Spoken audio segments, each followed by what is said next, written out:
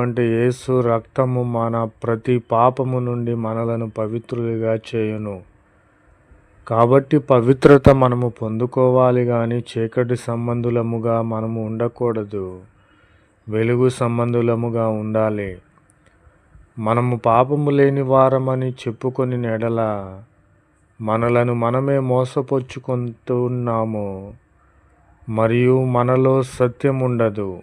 కాబట్టి మన పాపములు ఒప్పుకొని చీకటిని విడిచిపెట్టి వెలుగైనటువంటి క్రీస్తునొద్దకు వెళ్ళి పాప క్షమాపణ మనము తీసుకొని అట్టి పాపమును ఇక మీదట చేయకూడదు. మన పాపములను మనము ఒప్పుకొని ఎడల ఆయన యేసుక్రీస్తు వారు నమ్మదగినవాడు నీతిమంతుడును కనుక ఆయన మన పాపములను క్షమించి సమస్త దుర్నీతి నుండి, దుర్వ్యాపారము నుండి, పాపము నుండి, చీకటి నుండి